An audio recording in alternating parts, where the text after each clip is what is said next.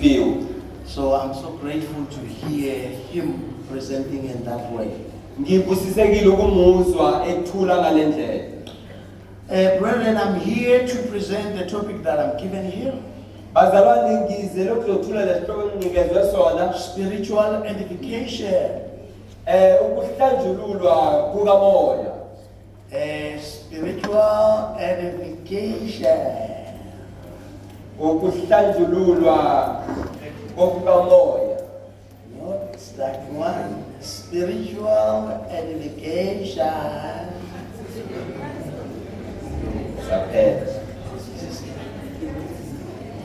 Spiritual edification.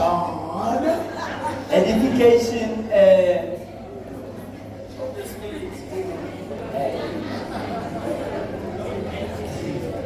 No, assumptions together because we are going to use this name. If we say spiritual edification.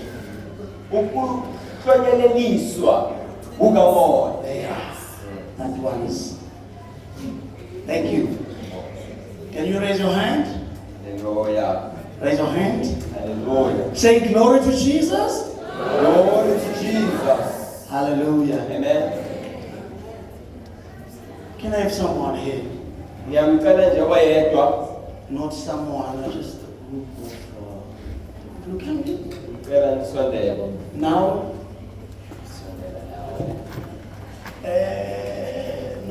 No, cool. Kulu, siyaqala. Siyacela na ukhulu. Yeah, kancane.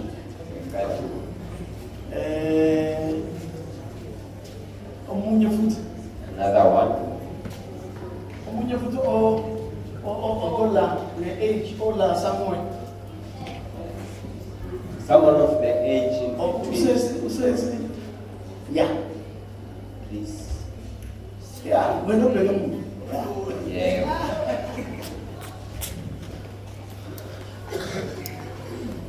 Yeah, give me sinomncane kakhulu ozelwe. If we had a little one also, Besingamletha naye bekhona. Kodwa hayi ukuthi asilethe manje ku-right. Ngoba ngenza isibonela nje. yes, I'm just going to be doing an example. So this is a picture of us as brethren. Lesi isithombe sethu njengamakholwa. This is a picture of the spirituality of the church. Lesi isithombe sesikamoya ebandleni. In the church, spiritually, Ebandleni ngokwesikamoya. there are those who are like this. Bakhona abanje uNkulunkulu. Amen. And then there are those who are in this stage. Bakhona abakulesigaba. There are those who are in this stage. Bakhona There are those who abakulesigaba. are in this stage. Bakhona futhi There are abakulesigaba. those who are in this stage.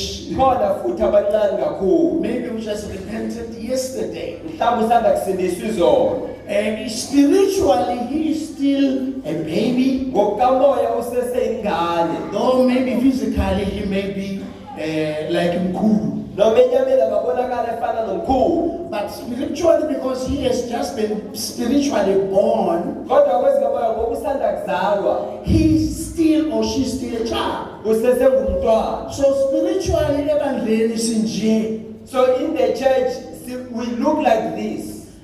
Sinje la ebandleni. We look like this. in the church. Siyavumelana? Amen. Navumelana nithi? Amen. Ake sithini amen sinje nithi? Amen. And then we are called to build one another. So sibizelwe ekwakhaleni. So umkhulu spiritually So other ones kwesikamoya, ubiziwe ukuthi azokwakha lo omncane. they are called to build the younger one. Lo mncane lo osaphethwe namhlanje engabe ukhona ngabe kula. The baby, the one who's been carried now, Ufanele akhule naye kwezikamoya. they need to grow spiritually. Udinga lo yamkhulu, They need the elder. udinga nalona, They need this one. udinga nalo, They need this one also. udinga nalo. They need this one also. Ukuthi bamsize That they help them akhule. and they grow. So laba bantu bayadingana laba. So all of them, they need one another. Yena umkhulu noma angumkhulu Even the elder one, ane-experience ekholweni with all their experience, kodwa inkolo yakhe imnandi uma kunalo. but their faith, they enjoy it when they've got this one. Uma kuvela lo When this one comes, ujabula. they are fully joy. He is edified Uyahlunyeliswa by his presence or her presence. ngokuba khona kukaloo. Hallelujah. Amen. Say amen. Amen. I need you. Ngiyakudinga. You need me. Nawe uyangidinga. Ningahlala ngesibona lesithombe ngithi. We see the picture. Ningasukile lesithombe ke. Noma sebahleli phansi lesithombe singasuki. Even when they are seated, have this picture in mind. I need you. Ngiyakudinga. Say amen. Amen. Angazi noma ngivumelekile ukuthi uma ngabe uhlezi eduze nomzalwane kumnandi la bandleni ngoba amadoda ahlala odwa. Skate one side, probably one side. It's great because we are seated in this manner. Manje sengizocela kuthele beseduze kwabo ukuthi I need you. Tell the one next to you that I need you. Ngiyakudinga. Ngiyakudinga. Noma nginemali mina wena unayo. I need you. If I have riches and you don't, ngiyakudinga. Noma ngifundile wena ukafundi ngiyakudinga. Educated or not, I need you. Noma ngimdala wena umncane ngiyakudinga. As all elders are younger, I need Noma you. isiphiwo sami sigamile sakho asibonakala. I need you. Even with my spiritual gift and yours is not visible yet, I need you. Ngiyakudinga. Spiritual edification. Ukuhlunyeliswa kokamoya. Hallelujah. Amen. Psalms 133 verse 1. Abahubo chapter 133 verse 1. A call to spiritual edification. Ukubizelwa ekuhlunyelisweni kukamoya. Just read it, please. Also, 11, any translation.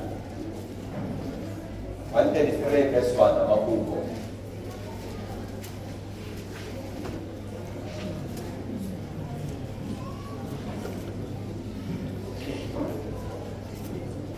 Ingoma kaDavide yekuya emikhosini. Verse 1, 133 verse 1. Huh? Maye kuhle kumnanzi kuhlalisana kwebazalwane ngekuvana. Awufunde noma sisizulu. Zulu, another translation. Verse 1.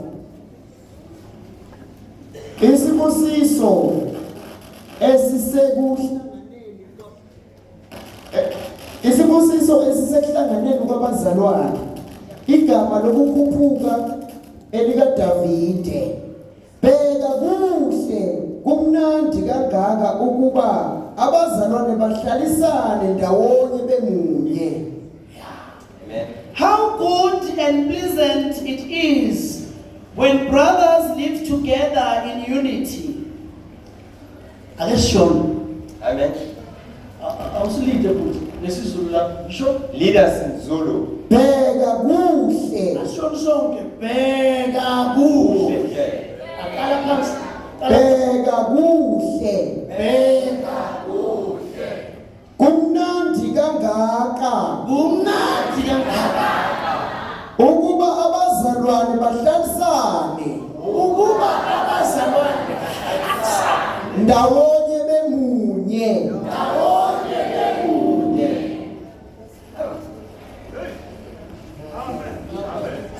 Our amen. Amen. Spiritual edification. Ukuhlunyeliswa kukamoya. The devil is always fighting with this. uSathane uyalwisa njalo lo.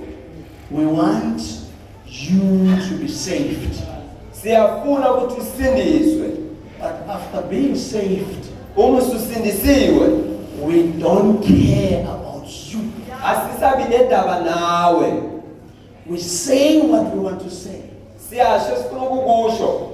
We speak what we want to speak. Sikhuluma noma yini sifuna ukukhuluma. We don't care. Asina ndaba. It's like we wanted you to come here Ingathi so that we can kill you. ukuze sizokubulala. So now you are here, Ngoba sula you look like a Christian, ubukeka njengekholwa but you are dead. kodwa ufile. You are killed by us. Ubulewe yithi. When we jump and dance, you dance and jump, Ujakatula kanye nathi but you are dead. kodwa ufile. And the people who kill you, Abantu abakubulele and they have left you with hatred. bakushiye nenzondo. They have left you with grudges. Bakushiye namagqubu. They are dancing with you. Bajakatula nawe. But today, Kodwa namuhla let's look at this great topic asibheke lesihloko esibalulekile and go back home bese sibuyele emakhaya with the task nalomsebenzi of building one another. wokwakhana. My task is to build you. Umsebenzi wami ukwakha wena. Your task is to build me. Umsebenzi wakho ukuthi ungakhe nawe. I'm not the body of Christ. Angisiwo umzimba kaKristu. I am a part of the body. Ingxenye yomzimba. For the church to be a body, Uzibandla libe mzimba. we need each other. Siyadingana. Say amen. Amen. When God created Adam, Uma uNkulunkulu edala uAdamu, let me say, when God created humanity, uma uNkulunkulu edala umuntu, He created them and they were perfect. ubadalile futhi bebaphelelisiwe. They were perfect. Bephelelisiwe. No sin. Kungekho isono. Perfect. Phelele. God didn't create an imperfect being, uNkulunkulu akadalanga umuntu ongapheleliswanga, but He created a perfect being. kodwa udala umuntu ophelele. Though He was perfect, Noma bephelele njalo, but He was not God. kodwa bengeyena uNkulunkulu. We are not God. Asisibo uNkulunkulu, And we will never be God. futhi angeke sibe ngoNkulunkulu. No, amen, lapha akekho noma ukhona. We will never be God. Angeke sibe ngoNkulunkulu. Though Adam was perfect, Noma uAdamu bephelelisiwe, he was not finite. kodwa bekengenawo ukungapheli. He was not finite. Bekengenakho ukungapheli. For him to be complete, Ukuze aphelele, he needed Adam. He needed God. bekadinga uNkulunkulu. And who else? Ubani omunye ke? And Eve. No-Eva kanjalo. God said, I want to create Eve for you. uNkulunkulu uthe ngizokwenzela Because u-Eva it is not good. ngoba kukuhle. In other words, Ngamanye amagama, this man is perfect, lo muntu uphelele, but he needs Eve. kodwa uyamdinga u-Eva. Ungasho amen bekangaba nebase when Oh yeah. ukuthi noma akhiwe wabangcwele waphelela, Even though he's built to be perfect, but wadingeka ukuthi kudalwe u-Eva. but it was needed that Eve be created. Injabulo ijabule nakabona u-Eva. The joy he had when he saw Eve. Kimi kwakungumZulu bosambona wena sekaphakamisa inyawo. If he was Zulu, the dancing you would see. Hey, boss, may you see him there. Go down and up in celebration. Mazongela bithi a-celebrate ngendlela ngokuwa cabanga. Hey, Zulu celebration. Happiness. Injabulo. Adam was edified Adam by the behlelelisiwe presence of Eve. ngokuba khona ka-Eve. Say amen. Amen. Inkomo lokho ayikwenzanga. Cows couldn't do that. Impuza ayikwenzanga. Goat didn't do that. Ibhubeza ayikwenzanga. Lions couldn't do that. All the creation didn't do it. Konke bekudaliwe akwenzanga lokho. only Eve could do it. Kodwa Eve uyobeka ngakwenza. Nami lapha ndlini Even with us in the church, ngidinga wena. I need you. Angidingi inkomo mina. I don't need a cow. Angidingi inja kuze ngiphelele. I don't need a dog to be I'm fulfilled. complete without a dog. Ngiphelele ngaphandle But kwakho. I'm not complete without you. Kodwa ngiphelelanga ngaphandle kwakho.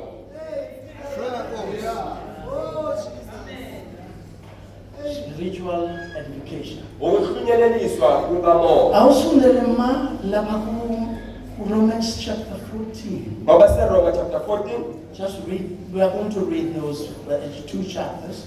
Sofunda lawo chapter lawo. Chapter 14, but we are not going to read the whole chapters. Angeke sifunde yonke leyo ncwadi. Romans is a doctrine book. Baba seRoma incwadi yesifundo. It's full of the doctrine. Igcwele isifundo. So this is one of them. Ngezinye zalezo ifundo lezi. So then from 14, chapter 14, verse 14. Chapter 14 verse 14 Baba seRoma. Ngiyazi nganelisiwe eNkosini uJesu ukuthi akukho lutho oluyiqhilo ngokwalo kepha kuye othi lubi kuyena lubi ngokuba uma umzalwane wakho edabukile Okay. Mama ufundela kamnanda nimbono.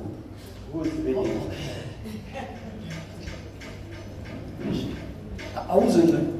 Uzenza lomntana 94. Please come forward.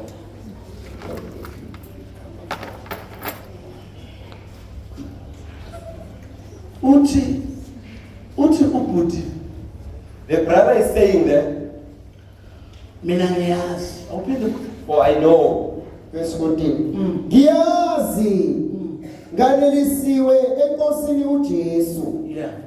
ukuthi akukho lutho oluyichilo ngokwalo Uthi ngiyazi ukuthi ayikho into eyiqhilo ngokwayo. He says, I know, I'm persuaded that there is nothing unclean. Noma lento bathi ihlatshelwa amadlozi nje le. Even if this thing it is sacrificed for other gods. Niyazi mina. Usho ubaba. He says, Mina ngiyazi I know ukuthi ayikho into eyiqhilo yona ngokwayo. there is nothing unclean by itself. Laba bantu bathi nje lento ihlatshelwa amadlozi. These people, they say it's sacrificed for the ancestors. Mari idlozi alikho. But there is no ancestors. So ayikho into engolisele inyama. There is nothing making this meat unclean. So le nyama inyama nje. This is just meat. Ngayidla mina ngeke nenze next. I can eat it and nothing will happen to me. Ngoba wena dlozi alikho. For there are no ancestors. Kusho lo. This brother says so. Niyamuzwa bazalwane. Amen. Uright amithi. Akusho njengoba izwi lisho. He is correct as the word says. But qhubeka ke futhi, qhubeka la. Read further. ukuthi akukho lutho oluyichilo ngokwalo kepha kuye othi lubi kuyena lubi Kodwa kulo But to this one, bazalwane bobabili lapho. they are both brethren. Manje lo there is no problem. Lo utanankinga. And une privilege, unelungelo, Futhi he has knowledge and privilege. unolwazi. He has knowledge and right. But the problem is the younger brother. Inkinga yilo umncane. Spiritually, Wezikamoya. uthi yena qala lapha kukepha, kepha kuye othi lubi kuyena lubi kepha kuye othi kubi. But to the one who says it's unclean, kubi it is unclean. Awu amen. Amen. Iqiniso lithi lento ayisi-clean, ayakangangoli. Truth says this is clean. Uyakwazi lo mkhulu bekemelazi sesibekusanayo manje sabukumsukumisa ngoba ngumkhulu. The older one knows that. And uyazi ukuthi akuna akunanto eliqhilo yona ngokwayo. If they understand there is nothing unclean by itself. Kodwa lo But this one, weza nje emgcwabeni angakadli nje isisu sakhe sesigcwele umoya. by just coming to the funeral, before they even eat, their stomach is full of air. Uthi hayi yabona ukudla kwasemgcwabeni sekugcwele umoya yazi vele umnukela nakaphi. They will say the food is unclean, it even smells bad to me. Usho lo. The other one say, Awu amen. Amen. Siyabonga mzalwane. Lithi ke don't be a stumbling block wena mzalwane. lithi ungabi isikhubekiso wena mzalwane. Wena njengoba lo amncane ekholweni As this one is young spiritually, ufanele unga-acti on your own right. ungahambi ngokwakho uqonda noma ngokwakho ngelakho Kodwa indlela. kuma-decisions wakho mcabangele lo mncane In your decisions, think about the younger one. ukuthi ngangidla le nyama yena ngekalimali na. That as I eat this meat, won't they be hanged? Yebo akukho sono ukuyidla, Yes, there is no sin in eating this meat, but law is offended. but this one uzokhubeka. He is offended. Uyakhubeka. So what do I do? Ngenzani-ke? Ngiyeke ukudla inyama I stopped eating the meat. because of my brother. Ngenxa yomfowethu. Ngiyavuma. Amen. Yini ngathi ngiyamomorela nje. Angihlali phansi kancane ngathi. Yini ngathi ngiyamomorela nje. It seems you're not happy with it. Yini umomorela ngesizulu kusho mayina. Ngiyakhononda. Yeah, something like that. Yes. Uma umfowethu If your brother athi gilikiti stumbles afika ekholweni coming into faith, uyaqala uyacabanga ukuthi sesinomfo ofikile la. you start thinking we have a brother that just came in. Niyangizwa bazalwane. Amen. Ofakazi sinoma kanjani. You do not talk anyhow, you do not testify anyhow. Akhuluma ezinye izinto. You don't speak of other things. Noma ngabe akakasindishwa. Even if they are not born again yet, Lokuthi nje songenile usenkonzweni. the fact that they are with us Socabanga yena nawukhuluma sowakha yena.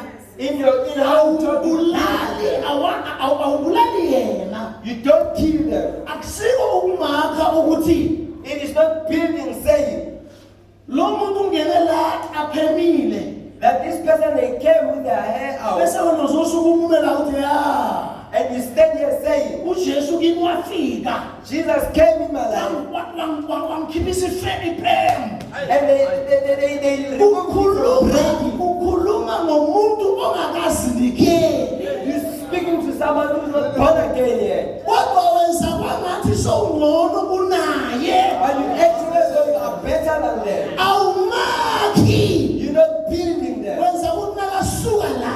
What you do that as they live here. I will never go back there again. Utangaphinde eze futhi.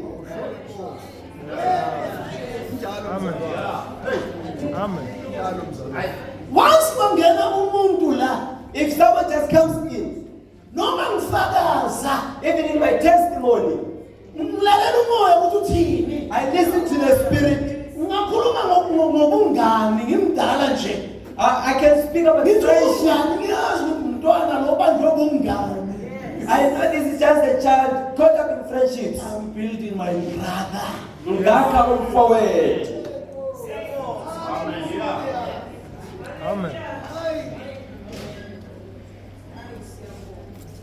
I can't be a Christian Angeke ngibe yikholwa with the Holy Spirit, nomoya oyingcwele. by the Holy Spirit, Ngokukamoya oyingcwele. in the Holy Spirit, Phakathi kumoya and oyingcwele. yet do not care Kodwa ngingabi nandaba about someone else. ngomunye umuntu.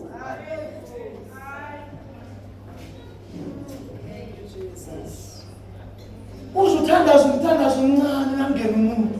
You even start praying when someone comes in. Angathi ungasukuma ungamuzibani. I wish so and so can come forth. Ungasukuma ungamuzibani. And they don't come. Ngoba akakwazi For they don't know you. ukwakumntwana omncane. Or for they cannot beat the younger ones.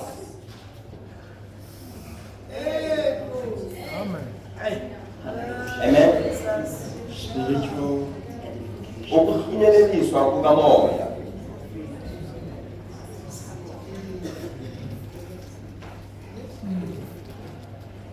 If your brother is grieved by what you eat, If umfowenu ekhubekiswa yilokudlayo, you are no longer walking in love. awusahambi othandweni.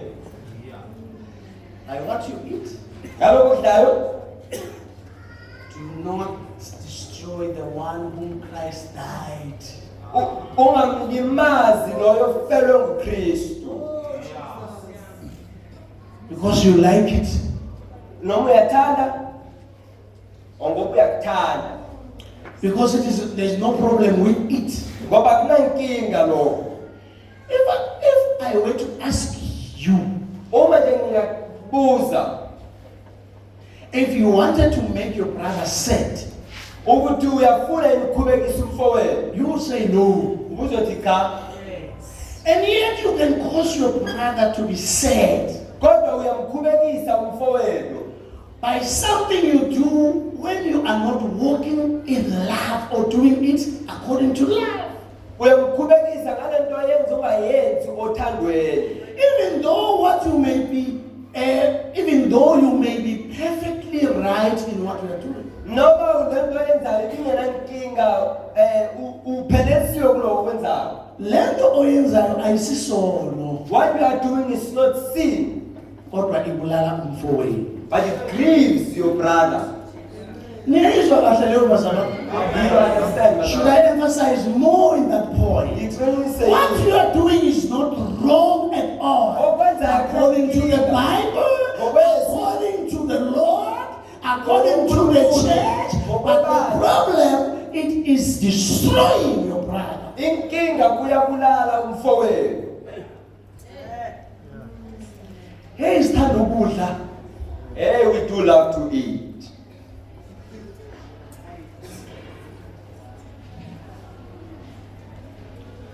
Abanye nasethiwa kuyadliwa uzwa lesound iyaphakama ngathi kusetshwaleni nasebadakwa abantu. As we start to eat, you think we are drunk. Yazi etshwaleni nasekungena utshwala uzwa amavoice ayaphakama bese beyangena manje. When people are drunk, you hear from the voices. Thina sakhulele emakhaya lapho nokuthimba khona nithini ukuthimba nina. La kubizwa khona abantu bazohlakula bembizela utshwala. Ilima, yeah. Bahlakule babhizi bayaphuza uzwa nasekungena utshwala. As they are busy drinking, you hear as they start to be drunk. The sound, their voices go higher. Umsindo uyakhuphuka. Into engafuneki nasikholwa leyo. Which is what we don't want in faith.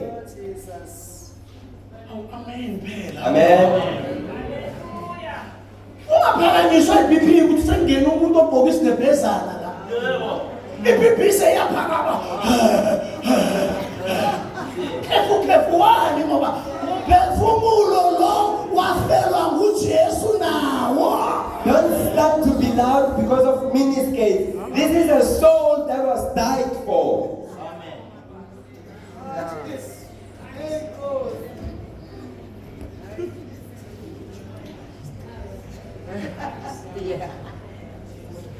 Hands to yourself. And njalo kuwe You see no trouble at all. ungaboni inkinga. With regard to the Lord, NakuNkulunkulu njalo everything is alright. konke akunankinga. But this is not the end of the story. Kodwa indaba ayiphelelanga You la. must consider your brother or your sister. Kumele ucabangele umfowenu noma udadewenu. If they are saddened by something you do, But uma bekhubekiswa into oyenzayo, you are not being led by love. awuholwa uthando. Love does not drown your neighbor. Uthanda ukukhubekisa umakhelwane.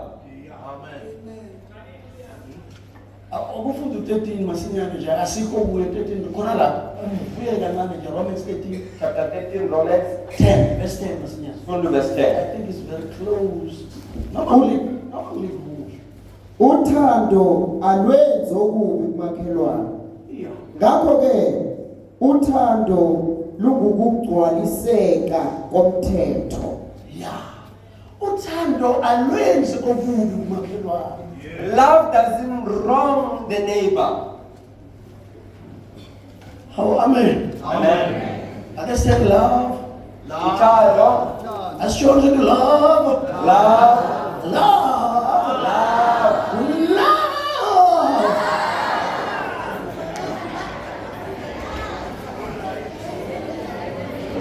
Love preaches more. Uthando lushumayela kakhulu. Love preaches more. Uthando lushumayela ngokuzwakalayo. And Jesus gave us love. uJesu sinikile uthando. Wasenzela umsanje, it is just grace. He wasenzela ukuze he gave us grace. It is just grace for him to give us love. Kungomuse esinikeza uthando. Love is just part of God himself. Uthando luyingxenye kaNkulunkulu qobo lwakhe. Love is one of God's attributes. Uthando lungukuvela kaNkulunkulu. The attribute, if you touch love, you are touching God himself. Uma uthinta uthando uthinta uNkulunkulu. If you want to qobo lwakhe. touch God, you touch love. Uma ufuna uthinta uNkulunkulu uthinta uthando. Because his attribute is love. Ngoba ubuyena kuluthando. Say amen. Amen. How am I going to build you? Ngiyokwakha kanjani na? Love. Ngothando. Siyabonga mzalwane. Tell someone next to you, I love you. Njalo seduze ngothanda. Lento le is strange nje ukutshelana ukuthi siyathandana is strange nje. This is strange to us asijwayeli. Others they just stand up and come here and say, I love you all, bazalwane. It's easy to stand stage here and ngithanda nonke bayigcwele. Kumnandi ukuthandwa. It is nice to be loved. Yazi entombazaneni noma kungaveli indoda emahlikihliki. You know, for a lady, even if just any man comes Sifika nje ithi ngiyakuthanda. and say, I love you, Ngiyambona sekale you see them start throwing on the floor. uzwe nje igama elithi ngiyakuthanda. Because Leti khuluma manga imthanda kumthanda. Ngoba nje seyithe ngiyakuthanda. but just because they said, I love you, they start throwing on the floor. Ngempela. Is it Ngiyamthanda yazi. really? Ngempela. Really?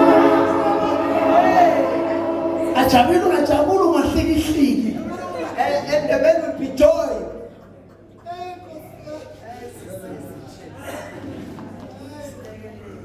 Ekholweni sithandana ngempela. In faith, we love another truly. Because angifuni ukusutha ulambe wena. I don't want to be full when you are hungry. Ibandla linomona athile kaJesu.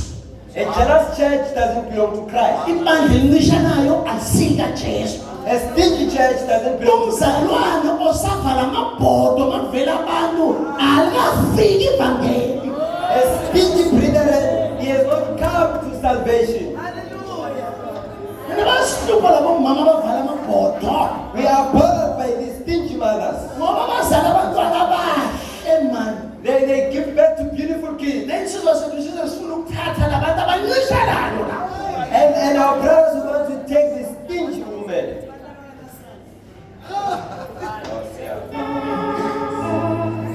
Sizwa ibona lobuhle wena. Hawu phela.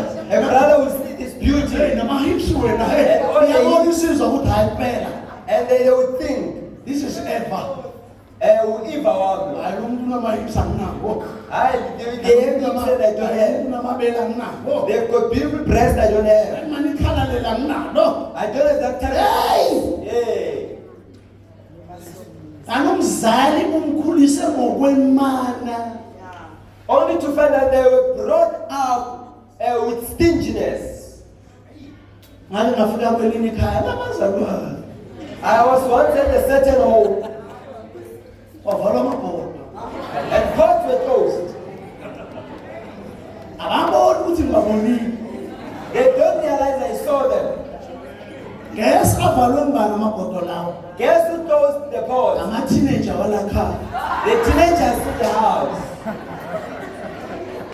Umama malasa emnyama yohlola ukuthi ngingibani lozayo. Ama-teenager avala amabhodo. As the mother comes to check who's coming, the teenagers are busy with the pots. Nebhadi yabo mahla. Unfortunately, I stayed. My God. Baba bathe ngizohamba mahla. But I just stayed. Hey. Isipilo beza kumama wabo. At the end, they came to their mother. Beza kumama wabo bathi mama sesifuna ukuyolala. They said, "We want to go sleep." Umama wasukuma wananatha. And the mother went up, Wavula amabhodo. opened the pots. Abantu babeka isitshe lapha nami bangiphakela ngase ngiyasukuma. Manje ngisuthi vele ngiyabafundisa. And they wanted to give me food. I stood up. Ngilethi ngiyabafundisa. So I wanted to teach them a lesson. Bangiphakela ngasukuma ngavalelisa. Before they gave me food, I said my goodbyes. Namhlanje bayaphana. Today they share, they are generous. I did that in love. Ifundisa ngokothando.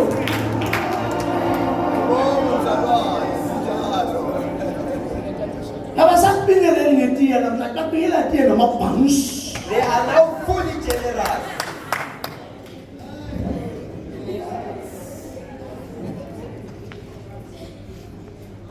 Verse 16. Verse 16. So do not let what you regard as good be spoken as evil.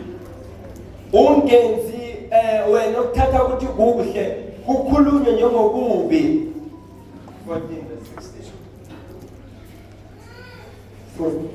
16 Ngalokho okuhle kwenu makungahlanjalazwa. Yeah. The very thing that is good can be spoken as evil. Kwaloko kuhle kungahlanjalazwa. Because you are not doing what is good in love. Ngoba ukwenza okuhle othandweni. Kunabazalwane abathenga imoto asifuni usho nokuyigibela imoto yabo. Other brethren have cars and we don't want to be in their cars. Le moto is a good thing, The car is good, but le hliziyo yimbi. but the heart is evil. Nawehla nje ushanyela manje, nawehla nje uyashanyela manje. As you go out, they start cleaning the car.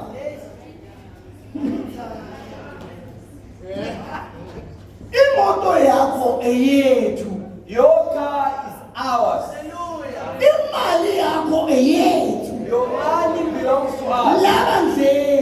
In the church.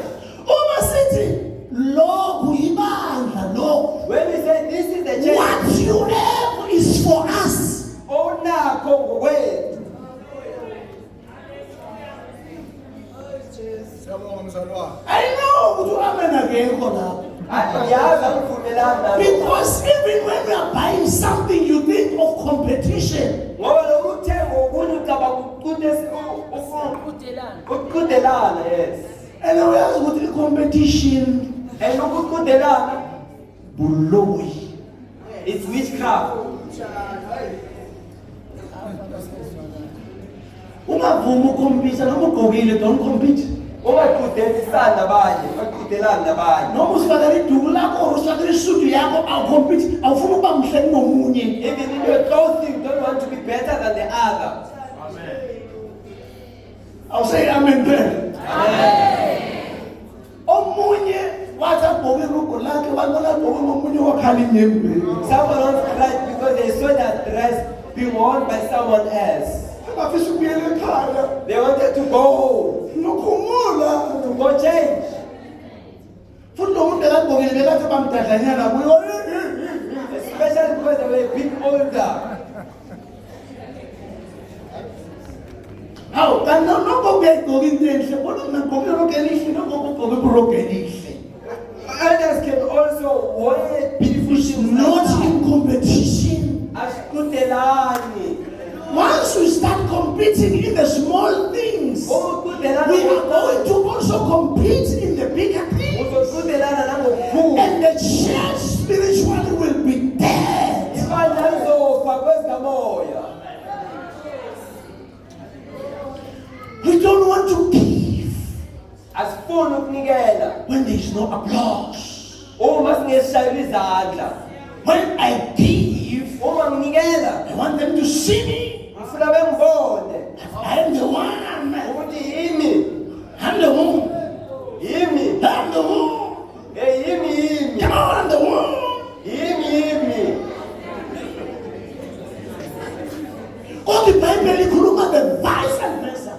But the Bible says what's opposite to that. Umunikela sandla sakho sangaphasinazi. When you give, your other hand should not know or see. Umathi wenza into enhle, Don't when you do a good thing, kodwa that thing be spoken evil. izehlanjalazwe. No, don't allow it. Ungavumi.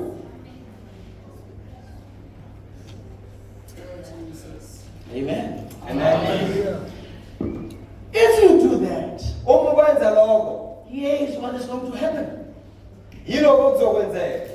You will be righteous in your interactions with others. Uzoba ngolungisisweko ebudlelwaneni bakho nabanye. Kana amen. Amen. Uzodliwa umuntu omncane And you will be defeated by a younger person. ukudla.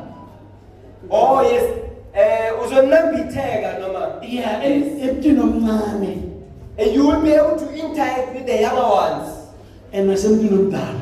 even the older, Even if nisikhulumela nje, even in just conversations.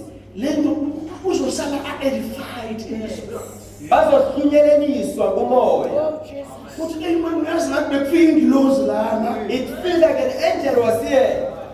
Because you care about the others. Ngoba uyabanaka abanye. Before you speak, you care about them. Before ukhuluma uyabanakekela abanye. Before you say a word, you think. Ungakakhulumi uyacabanga. You become righteous in your interactions. Uba ngolungisisweko ebudlelwaneni. Number two, you will not want to disturb the peace Angeke ufune ukususa ukuthula by pursuing your own interest, ngokugijimisa okujabulisa wena. regardless of the conscience of others. Unganaki unembeza wabanye. Niyazi bafundisi You know, ministers, ukuthi thina besilisa nami ngikhona lapho. that us as males, Khona nami ngikhona. all of us as males, Thina besilisa sithanda ukushumayela kunabantu. we love preaching when there's a crowd. Angibike so. I have to love these people first. Oh yes, ngimele ngibathande labantu kuqala. Jesus said, Peter, do you love me? uJesu kuphila uyangithanda na. I have to love these people Kumele ngibathande labantu before I preach to them. before ngibashumayeze. So thina sisesibanga ukushumayela We compete in preaching. and sithande ukushumayela, We love preaching, but we don't love the congregants. kodwa sithanda ibandla.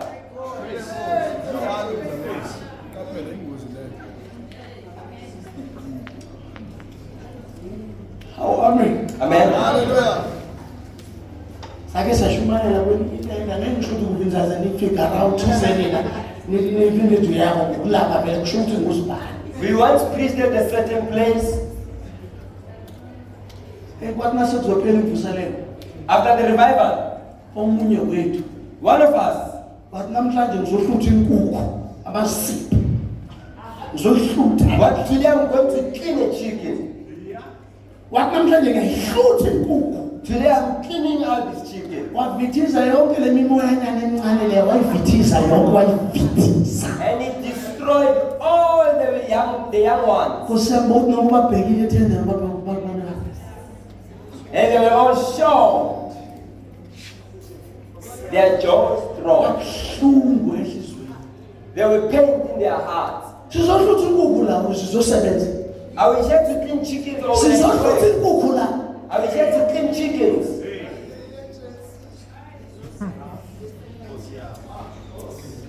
lo umnikazi webandla The owner of the church ofike wabona nesifebe emfuleni who once stood with this woman, akazange athi sifebe ndini he did not say, you bitch. athi ngiphuzise. He said, give me water. Wabese yathi And when he started acting up, athi ndoda yakho and he said, your man, but manner of approach kunendlela he is doing it in love. ukwenza ngothando. We are many enough to build each other. Sibaningi kakhulu bazali ukuthi sakhale. This world is beating us. Umhlaba uyasihlula. This world is destroying us. Umhlaba uyasibhubhisa. But when I come to the church, Uma ngize ebandleni, I need edification. angifinyeleliswe.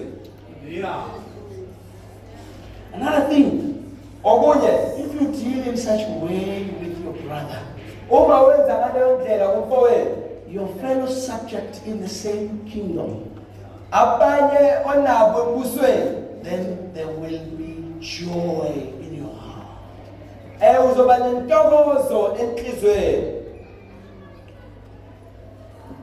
If siphila lempilo yoku-edify yokwakha, if we edify ourselves, Uma sakhala, as we edify each other, the church will be full of joy.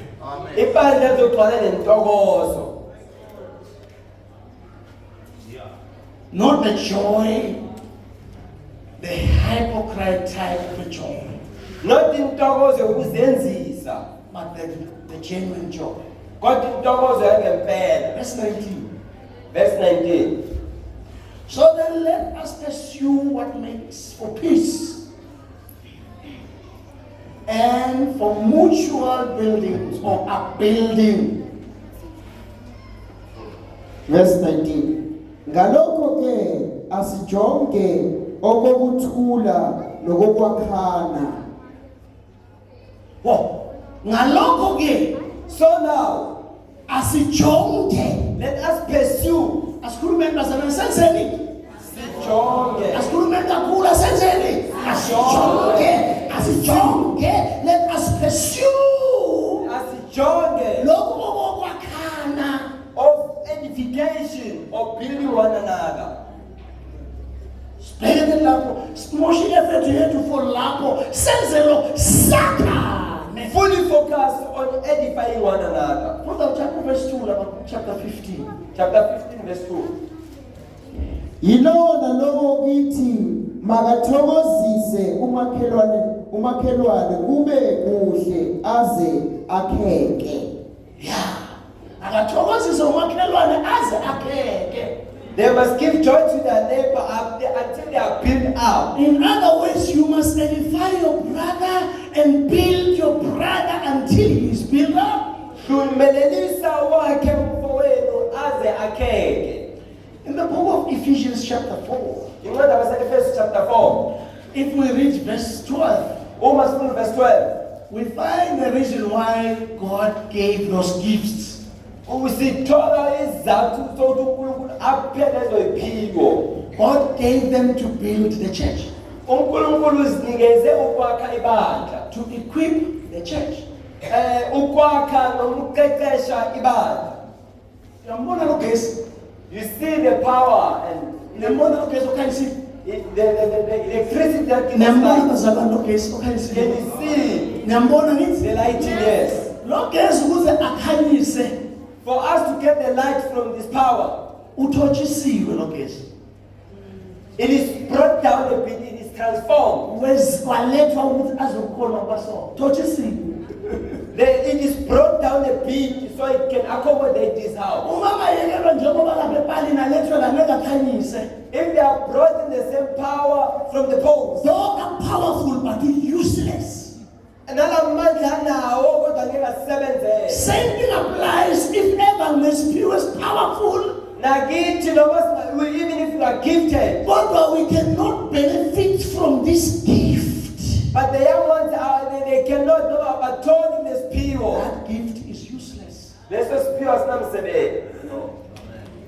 Hallelujah.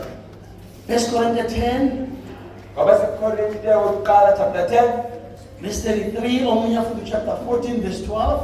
sifunda verse 33, another one chapter 14 verse 12. Funda masinyana. njengokuba nami ngithokozisa bonke ngakho konke ngingafuni okungisiza mina kodwa okusiza abaningi ukuze basindiswe.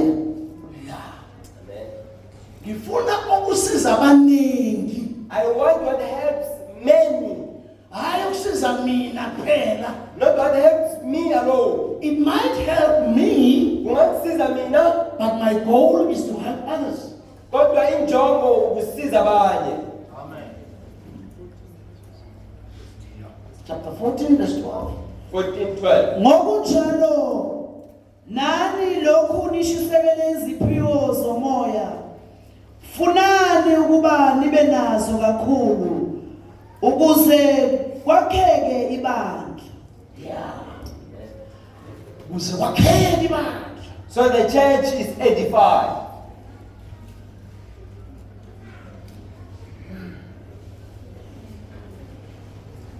Oikodom. Asikhulume le gama le oikodom. Oikodom. Asikhulume Oikodom. oikodom. Oikodom. Hayi ungasikhuluma lapha kuphela. Oikodom. Igama lesiGreek lelo elisho edification. It is a Greek word elisho ukwakha nokuhlumelelisa. Uma siletha ngasesiNgisini, If we bring it to English, it says building, lisho ukwakha. construction, Ukwakha. or making more able. Noma ukwenza ukwazi kangcono. Ngiyazibona nami mangifundisa manje babudlali I can see myself as I'm teaching here. ukuthi angisafani nokufundisa kwami kwayizolo. I do not teach like yesterday. Ukhona ukukhula ukukhona.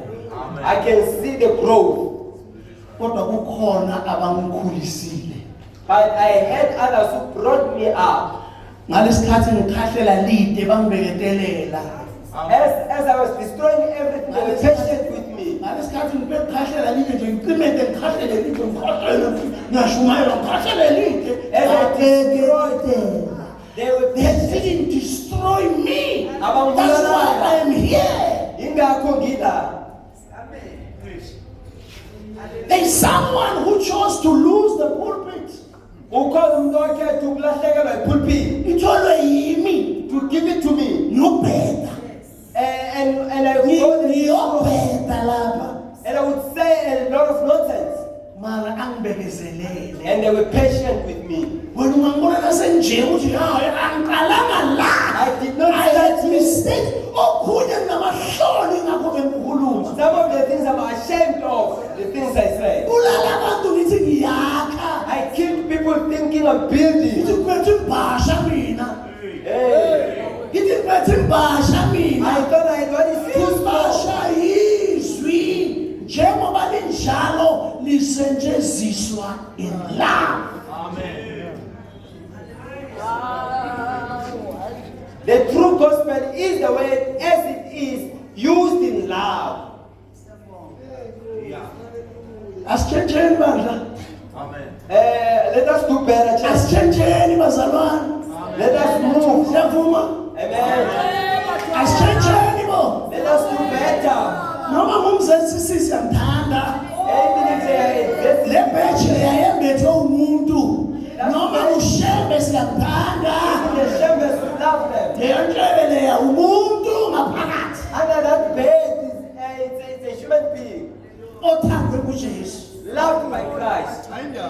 Siyabonga mzalwane. Uthandiwe na. Oh, amen. Build. Yaka. Build. Yaka. Hey, I have so many. Gina kuningi. Amavesi. If you're writing down, just write them. Ungabhala nje lamavesi. La chapter 12, la 14, la sifunda khona. Chapter 14 where we just read, You can write from verse 12 you can write from verse 12 until 17, to 17. and also verse 26. No verse 26 kanjalo. And then you go to Ephesians chapter 4, We are going to Ephesians chapter 4, and you take 29. verse 29. And you go to 1 Thessalonians chapter 5, Thessalonica chapter 5, verse 11 and 12. verse 11 to 12. And then we have 1 Timothy 1, Siya Timothy chapter 1, verse 4. verse 4. Have you written? So balile. I'm teaching PhD students. Always tell me, someone's a PhD students. Okay, guidance food. Let's start afresh. Because that is very important. Kubalulekile lo. Ngoba ngeke sifunde wonke. We won't read all of them. Bese sifunda u1 Corinthians 14 verse 12. 1 Corinthians 14 verse 12. Balale ukuthi until 17. Kufika ku 17. Bese ubhala no 26 verse 26. And no verse 26 kanjalo. Ephesians 4. Ngoba Ephesians chapter 4. Ngisho nyakhumbula Ephesians 4. You remember Ephesians chapter 4. Makungaphumi izwi elibonile emlonyeni. Kodwa aphume linjani? Elakhayo. Only graceful words from your mouth. Izwi elakhayo. Building or edifying Ake words. sifunde u1 Thessalonica 5 verse 11 and 12. 1 Thessalonians chapter 5 verse 11 to 12. Wena u-eda u1 Timothy 1 and verse 4. As you write 1 Timothy 1 verse 4. Let's read this one Thessalonica. Asifunde nene ngoba Thessalonica chapter 5 verse 11. Yes, verse 11. Ngalokho-ke vuselelanani nakhane njengoba futhi ngalokho-ke vuselelanani nakhane njengoba futhi nikwenza. Vuselelanani Revive one another, nakhane build one another. oikodo Oikodo, nakhane build one another, nivuselelane. edify one another. Uyazi kumnandi nje ukuya enkonzweni You know, it's joyous to go to church. without telling anyone your situation. Ungatshelanga umuntu isimo sakho, Maybe you are feeling down. maybe uphansi lelo la. You have got some ibhakela from the devil. You've got some troubles with Satan.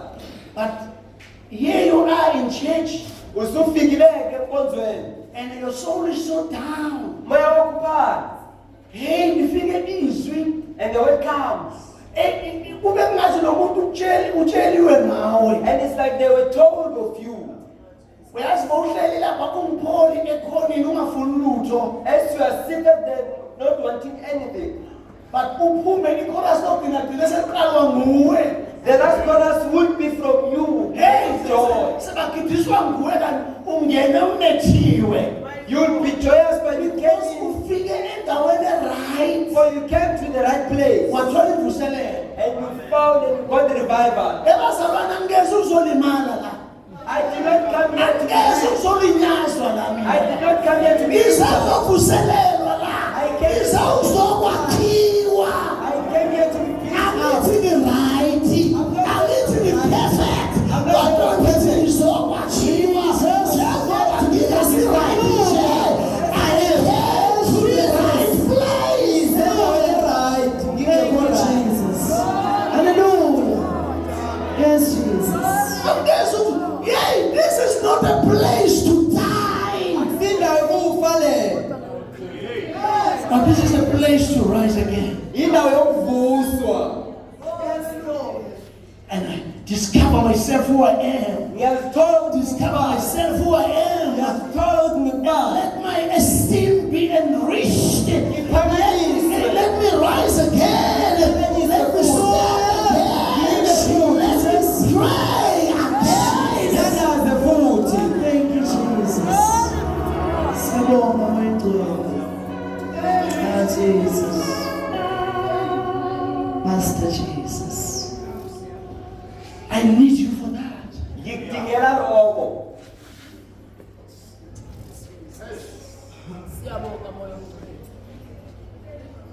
Open the verse. Read that verse again. Just read it again. One more for the name. Any translation, read the verse again. Chapter 5, verse 11, 1 Thessalonica.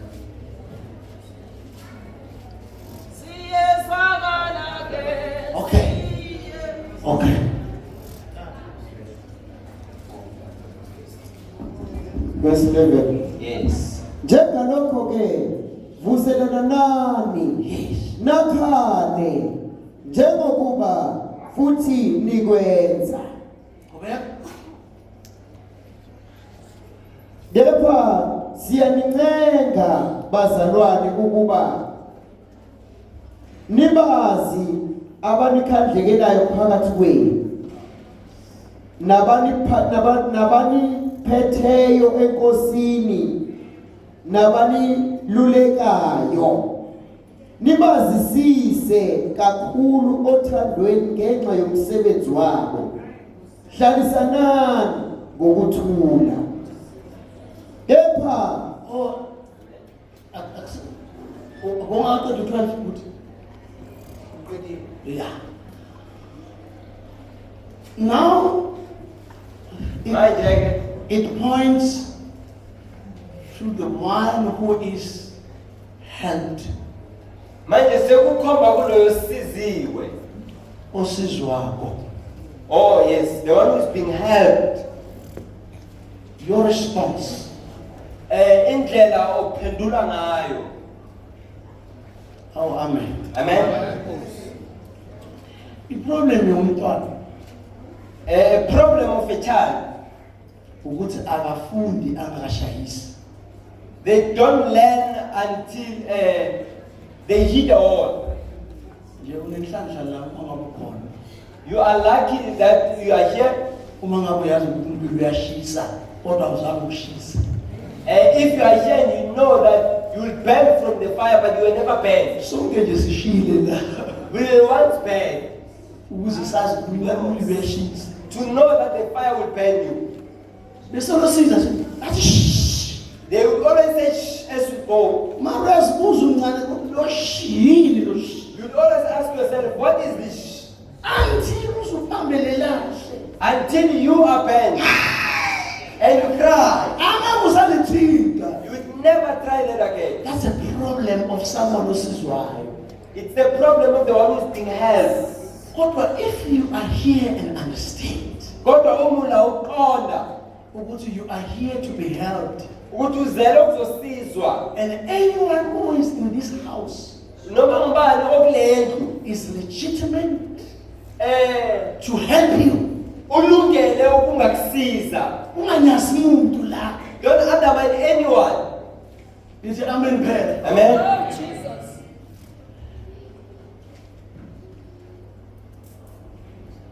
Mina uma sengitshada, When I got married, maningi amantombazane beyafuna ukushada nami labandleni. many ladies wanted to get married to me. Mara mina ngizela abandleni ngingakwazi ukusebenzisa i-roll on. I came to the church not knowing how to use a roll-on. Ngi-imagine ukuthi benginjani. You can imagine how I look. I-roll on mina ngifundela emandleni. I learned this thing of Angikhuluma roll-ons here. manje, angikhuluma manje. I'm not lying. And umuntu owangifundisa i-roll on mina. Someone who taught me the Bese roll-on. thina siqhawulana kuphuma inkonzo. As they greeted me as we go out from Athi church, ngiqhawula nge-roll on. then they would give me a roll-on. Ungayimagine ukuthi benginjani. You can imagine how I was. Ungabona nawe ukuthi benginjani. You can imagine. Uyangizwa na? Amen. Ube ngidluleka la eduze kwami or bekungidlule ngoba ngangizizwa phela. I couldn't smell myself at the time. Hayi irolo sisha sandleni sami. Now I have this roll on. Uma ngikugeza nje chwi. After using it, Kodwa ngiyabona nje yini kodwa umosha imali nje umuntu lento umosha isipho nginayo. I would think they're wasting money. Bathi ubhizi yamfundisa in love. But they taught me love. They didn't say much. Ithi nayiphela mazibekezwa ngami ukuthi iphelile. I don't know how they saw that. Nimbone sekangikhawula futhi. They would give me another. Wangifake ku-roll on ngathi ufaka umuntu egwayini. And they taught me roll on as if they're teaching me. Namhlanje ngakhohlwa i-roll on, I go back. If you continue roll on, namuhla ngiyabuyela. Ngifundiswa ngothando. I was Angikhohlwa lento la, ngikhohlwa. I do not forget Because that. ngafundiswa ngothando. For I was taught in love. Uma sebangibona ngihlanzekile lapha sebafuna ukushada nami abangazi ngibuyaphi. They don't know where I come from and they want to get married to me at that stage. Lesikhathi nginganapha wakuphi lo? They always run away because of how I look. Who is this one? Umuntu omanapha netwathatha uJesu asesemanapha njalo, we love that person. Siyamthanda umuntu, we love them irrespective of how they look. Yabona amena ngekho lapho. Amen. Yebo amena. Ngithi mina umuntu osesemanapha. Someone who still looks, Akusho vele akakafundi na. they have not learned. Sike saya eTzaneen sinabomamnisi ngabona 99. We want to go to Tzaneen. Sawushumayela ivangeli khona. Basinikela. Go preach the gospel. Mabasinikela sesebakhuthaza ukuthi abahlabelele ikhwaya. We said they must come sing. Bebathi abasuka lapha estage kuzwakala ukuthi bebala. As they left the stage, you could tell they were here. Ngiyangizwa noma nezongafanekiswa nje. Bekuzwakala ukuthi yeah. You could tell that they were Usho here. sebasukile sebahleli phansi After they left, you could tell. Mara ngoba ngibuye kwakhiweni nami. For I was once edified. Angazi ukuthi ngithengelwa i-roll on nje benjalo na.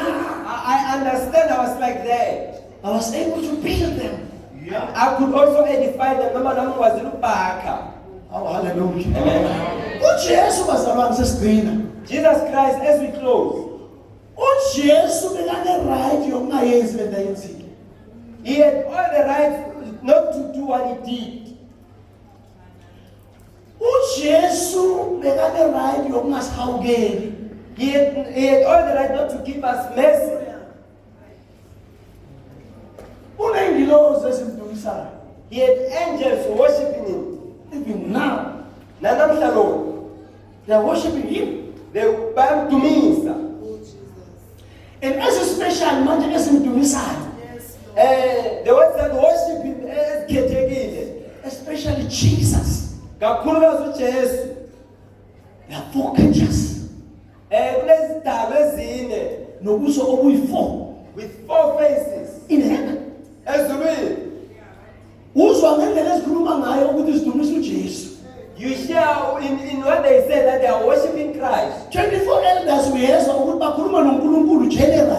Izidalwa yebo. But laba yi-4 uyezwa ukuthi they are praising Jesus. Therefore you can tell badumisa And there is a reason why they have these 4 faces. kunesizathu why benobuso obuyi-4. Ngoba esinye sinobuso bomuntu. The other one is the face of a Esinye man. isidalwa sinobuso benkomo. Other one is the Esinye face of a isidalwa cow. sinobuso bebhubesi. A face of a lion. Esinye isidalwa sinobuso bokhozi. A face of an eagle. Ubuso bomuntu A face of a human. representing the human race. Kumele umuntu Ubuso benkomo representing the domestic animals, all of them. Ubuso bebhubesi representing the wild. ebhubezi kumele izilwane Ubuso zasendle. benyoni representing inyoni eziphaphayo zonke. The eagle will represent now all the birds. Creation show that 2 creatures. Ekudalweni kushoda okubili kushoda. Show the fish. Kushoda inhlanzi Show the infoot. The nyoka. and the snake. Inyoka ngeke isaba khona ngoba ivumela uSathane. Ivumele ukusetshenziswa uSathane. The snake would never be there because it allowed itself to be used by the A devil. snake is not going to eternity. Inyoka iye emaphakadeni. A fish is not yet. Inhlanzi ayikaka. Ayikafiki yona ku-salvation inhlanzi. It has not reached salvation. Ngoba umuntu nakawa wawa nezilwane, wawa nendalo yonke. For when the man fell with the nature. Why ifish ingangeni? Why don't we find a fish? Ngesikhathi ungenwa emkhunjini. For when all came into the ark, Yona bebhizi lama for it was in the water outside the ark. abeyinena problem ifish. It did not have problem with the water. Iyakolota. It stays that there. That's why ayibonakala iface yayo. That is why we don't But find it. inyoka there is a reason ukuthi ingangeni. There is a reason why a snake Because cannot come in. inyoka represent the devil today. Ngoba inyoka iveza uSathana. Yimbi noma uyiphupha. It is bad even as you dream of it. Yimbi noma uyibona. As you see it, it's bad. Na ungayibona nje. If you are to see a snake, Unohamba.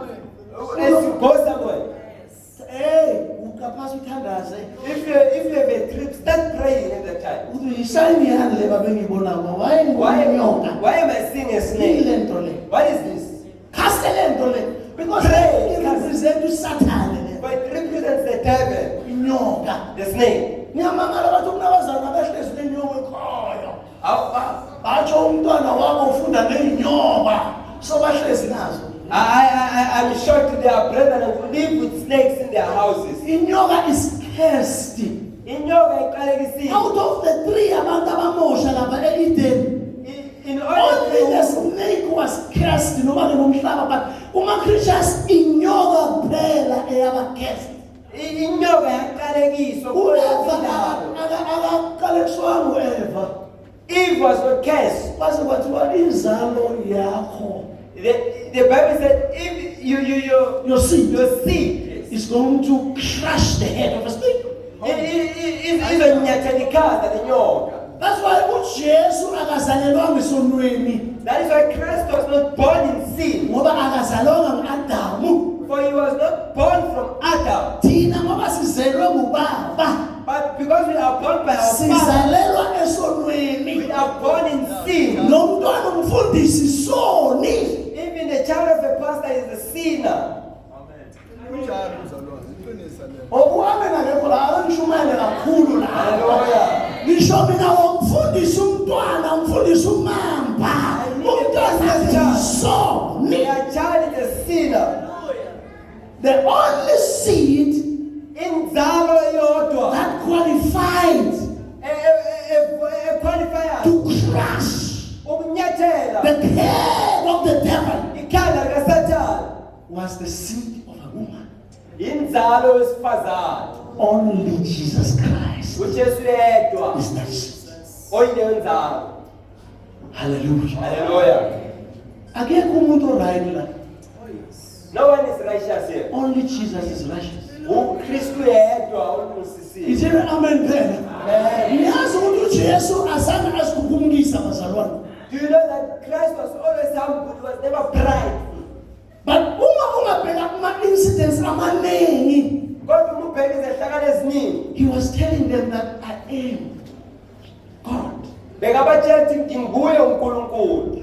Uma bahlisa umuntu ngophahla lapha angena ngophahla ehla so. As they brought someone through the roof, Mabathi uJesu uzathi phila, uJesu wathi izono zakho sithethelele. and Christ said, your sins are forgiven. He was telling them that I am God. Bekabaveza nguNkulunkulu. Alesikhathi baletha lo mama abathi bona uphingile, angimazi bekaphinga nobani ngoba sebamletha yedwa. As they brought this woman Uma baqeda ukumletha la, bathi bangithole eqotsheni mara uza who yedwa. was caught in egg, We are expecting to stone this woman. kumele akhandwe ngamatshe lwesifazane. Jesus said, uJesu uthe, ongenasono.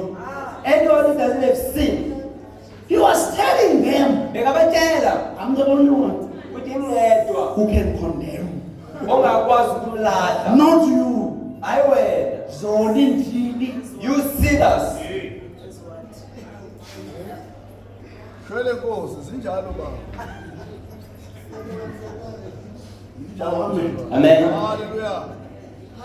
Now umsebenzi wethu This is our duty there. to build each other. Ukwakhana. Amen. Amen. Imali unayo. With your riches, Ngiyakhumbula ibandla laqala belenzani. do you remember the first church what it did? Ibandla laqala The first church, belingasho ukuthi lokhu ngokwami. they didn't say this belongs to me, Kodwa bekungokwabo konke. but they all said it belonged to all of them. Uma lebandla lizofika kulesigaba lesi, As this church got to this stage, lokhu kufanele kwenzeke noma kanjani.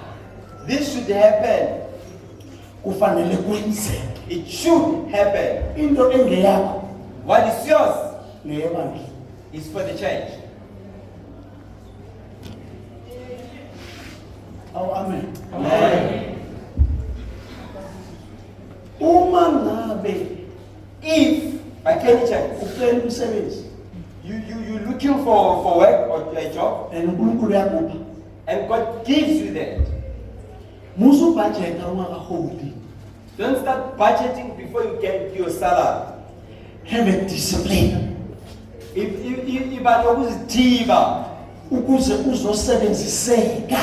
so that we can work or use you. Iproblem yenu ukuze ninganikeli bazalwane. Your problem that you do not offer, Ibandla libe sophuwa. ibandla lihlupheke kanje. It's because ubudgeta udla imali ongakayiholi. You start spending your money before you even get it. Uthi nathuba kuyaholwa la awusenamali wena. As you get your salary, you already don't have money. Umnobaba oshilo la wathi free indeed. Omunye ishilo wathi sikhululiwe impela. Akukho free indeed la uyisicila. You are a disciple, remember? You are a slave. Yes. Uyisicila. You are a slave. Ufanele ufunde ubeka imali. You must learn to Akukho budget. msizana nokho emuva. Funda ukuthi ubeke iholo lakho. Learn to save from your salary. Ungabudgeti iholo lakho. Do not budget all your money. Beka. Save. Uthathe nje imali ogibela nokudla. Just take for the food and Ubeke uphinde futhi ubeke. and save. Uphinde futhi ubeke. Save. Kuya ngokuthi iholo lakho ungakanani phela. Depending on your salary. Bese-ke la ubeke khona. From your savings. Bese uthi anginambhede. And say, Hayi eholweni. not from your salary. Boele rich ngathi sikholwa ngoba sidladle sikholwa. Angazi ngezulu. These shops, they are rich because of us. Ngoba siyiziwula as we are born again. Hawu amen akaseke. I-problem ukuthi sifuna ukusebenzisa imali. Bas kuze phela all mutual nje basibekele imali asizibekele imali thina. We can't even save our money. We've got all this. Why singabi ne-discipline? Ukuze ibandla lizoba nengcebo bazalwane. Why kusingela kukuzithiba so the church may be rich? Ithi amen phela. Umntwana uthola umsebenzi namhlanje akanandlu abazali bakhe bakuyavuza labalala khona yena zohamba ngepholo. But they start buying cars before they fix the home. Ipholo yakhona iyaduka iyasuza. Ekhaya kube kuyavuza simple nje ukuvala lapha ipholo into yokuqala ipholo la hlobo. They go for cars first. Ngikushela in love. Ngitshela ngokwethandweni. Uma usaqeda ukuhola you are not yet qualified to have a car. Utshelwa ngabantu labangakholwa ukuthi uyaqualify. Awuqualify wena. Awukalungeli ukuba nemoto as you start getting your salary. Ngokwebandla ngokwenkolo sengakaqualify.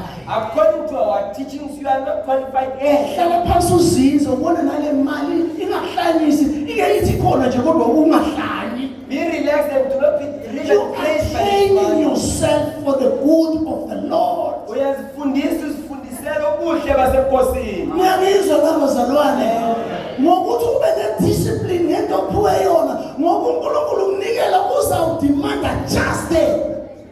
Ube nakho ukuzithiba from what you are given, for God needs offering from Khona them. manje sicela unikele la sinikele abantu banikela ngemali abangenayo. People are offering from the money they do not have. Because they cannot say. Because of They don't have our a discipline. Abana kuzidiba. Ubakhana bazalwane ngulokho. And if I went Ukuthi ngifike ebandleni ngingakwazi ukuphatha imali. Sengiyakwazi manje. Ngisho nomuntu nakeza kuwe angafika aboleke. Hey, uboleka nini emsebenzini manje? it's that I came here and Emsebenzini uyaboleka. Listen nakumshumayela. Hey, baba ungakuza masapho. you borrow money even from our preacher. Because you are slaves. Ngoba niyizigcila. Kodwa namhlanje nawe umathi, hey, But today if you were to say, mutual law is gonna be myself. I'm gonna be my own old mutual. Ngizobeka imali yami na I will ngokwami. save my money. Kodwa uNkulunkulu azokhomba khona la. God will point from their savings. Khipha la. From those savings. Ambonike ukhomba la. From those savings he will say, oh, offer. Akhombi from nothing. You won't point in Lapnena Lutokon. Amen. Hallelujah. That was the last example. Okugcina logo. Isibonelo sokugcina leso The last example ukuthi njengabantwana benkosi that as the brethren, asakhaneni. let us edify one another. Asikho isiphiwo esingasiso esethu. There is no gift that doesn't belong to us. Sonke lesiphiwo noma sihle kangakanani nesethu. All those beautiful gifts belong to us. Sifanele sehle size sibe usable. It must go down and see the score of 70s. Kunento ngifuna ukuyisho ke bazalwane This I want to say ukuze sizothandaza. as we go into That prayer. doesn't mean ukuthi ibandla lilethwe ngabantu ababuthakathaka. It doesn't mean we are led by weak people Noma siphethwe imizwa yabantu ababuthakathaka. or we are led by feelings of weak people. Inhloso yokwakhana ukuthi bakhule babe strong. The reason to edify each other is so we grow and be strong. That is why uma uphiwa imali That is why when you are given money, ngoba vele sizokupha ngisho le awunayo. for you will give Nempahla mhlawumbe sizokupha. as the church. But you must think the most ukuthi what can I do ukuze nami ngenze imali? Ungabi namahloni nokuthatha ibhanana. If I cannot take bananas, Uzuyimemeze banana. selling bananas. Banana. Umzalwane banana. uNkulunkulu bless le banana yakho. And God will bless your work. Babona songena enkonzweni ungakaceli imali. Wenze njani? Ngithengisa banana. You are growing, you are strong. Jesus. Hallelujah. Yes, Lord. Awuzuhlala ulizini lenyoni. I see wrong law, but it's not forever. Kodwa akumelanga kube phakade. Vele Nkosi, sinjalo mzalwane. Umuntu othanda ukuxolelwa The one who have to be forgiven, ugcina ngakwazi ukuxolela. they end up not being able to forgive others. Uyakufuna ukuxolelwa kodwa akafuna ukuxolisa. But they don't want to ask for forgiveness. Ufuna ukuxolelwa yena. They want to be forgiven. Yini ngathi ukwatele nje uxolele wena wakamqabheli ithi ngixolele. Forgive me. Yini ngathi ukwatele ngixolele. Forgive me. Uyayidimanda ngale forgiveness. They demand forgiveness. Akakwazi ukuxolisa. They cannot ask for forgiveness. Manje nawe uma wenzelwa think As you are being held, kabanga. ukuthi what can I do to make my own money? Ngingenza ukwenze yami imali. Azabona ngenye langa ubeke envelope la ekanhla khona. Ubeke envelope hayi imali envelope. They would see when they're bringing an envelope. Imali yabayini ufuna ungasayibeki iningi. Kusafuna ukuletha envelope bangaboni ukuthi ungabhali ukuthi ngibani. Ushiya envelope nje abayazi ukuthi ishiwe ngibani. Kanti sobeka 1,000 rand. You must start now dropping envelopes, not just Bamama money. le awulobe simnikela sokwazi ukunikela le 1,000 rand. And they would be shocked that it's Nesikhathi you. banikela they were building you, now you are grown up. As they were offering to you, you have been edified and now you have grown. Asidine ngokuthi bazalwane Asivale ngalokho. Umuntu ohlala emkhukhwini uma ngabe be edified. Someone living in the shack angakakhuliswa Uzocabanga ukuthi uNkulunkulu umbekela lapha emkhukhwini ngani nguye ingqondo yakhe imtshela ukuthi uzohlala la forever. They will think God has placed them there. Waba nemadlanyana nje, waba nemadlanyana nje. For any money they can, Coca-Cola. they think of Coke. Umbona neCoca-Cola ukuthi unemali namhlanje. You see them drinking Coke that they have money. Saving, I'm saving total. They do not save at all. Ubona neCoca-Cola ukuthi hayi namhlanje kunemali kazimanimali. You would think Uzohlala kulomkhukhu loyo, uzohlala kulomkhukhu loyo ungasisoli silibali. you would stay in that shack and don't blame us as the church. Ngoba siyazama uzameke. For we try to help you and you cannot be helped. Ngenza ukuthi sikuphi imali nje uyothenga icoke nathi siyiphuzi. We give you money and use it for Coke. Why we ourselves don't drink that Coke? Ukhohlwa ukuthi glass la kwabolela lidinga kuyothengwa. Coca-Cola. You are busy with Coke, you don't fix anything in your house. Oh, amen. Benimthethisa.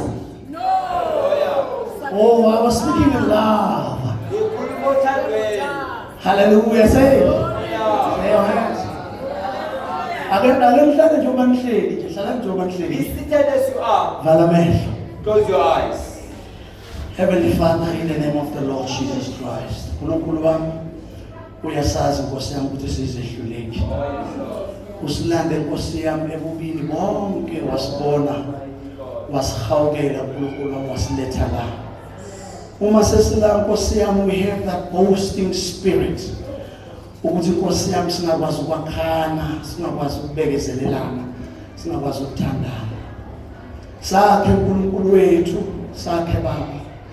Sikwazi nokubona Nkosi yami appreciate laba abahluphekayo phakathi kwethu. Laba Nkosi yami sihola ngabo, labo sikhulisa ngabo. Labo sidirector ngabo Nkosi yami sibabone. uNkulunkulu wami vusa somebody today. Revive somebody today. Build somebody today. Construct somebody today. In the name of Jesus.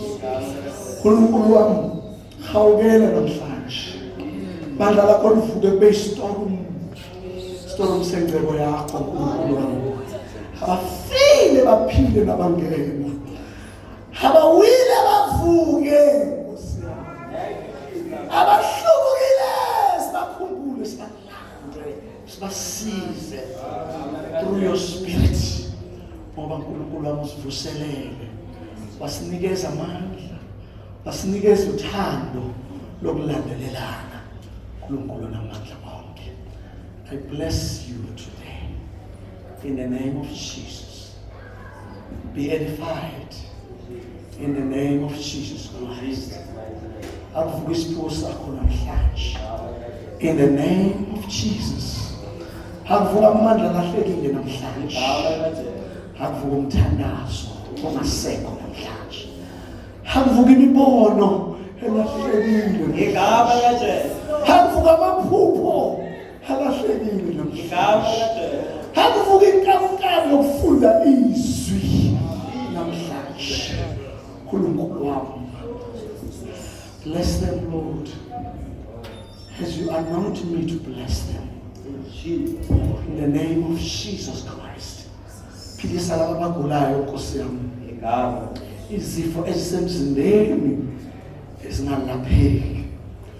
uNkulunkulu wami usiphele izipho to edify each other. Okasiphi Nkosi yami ukuthi sibe ngcono kunabo. Athi siyathandaza Jesu kulaba abagulayo Jesu. In Jesus name. Bagama lika Jesu. Nalezi Nkosi yami ezinamagama izifo. Izifo zika Satan. Igama. Izifo zika Satan. Izifo ezipromotwa government.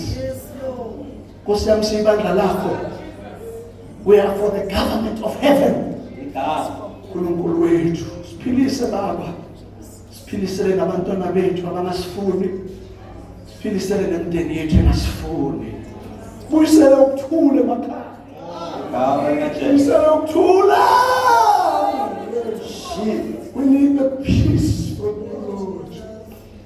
ucebisile lapha wathi ukuthula kwakho siphakona siyadinga emakhaya Nkosi yami ukuze sithandaze ukuze sishelele abomakhelwane izwi lakho ukuze sishelele asebenza nabo izwi lakho. We need that peace, Lord. Sizobashumela njani isikhala, sizobashumela njani isicindezelwe, sizobashumela njani Nkosi yami injabulo yensindiso sathana intshontshile. Buyise Nkosi yami usigcwalise ngayo namhlanje, and let us be edified in the name of Jesus Christ. Usisabaholi bethu Nkosi yami ubavula amehlo bazokuhlakanipha basihole basinikise where you want uNkulunkulu wethu. Thank you Lord, you have blessed us, we believe in Jesus name, amen. Genjabule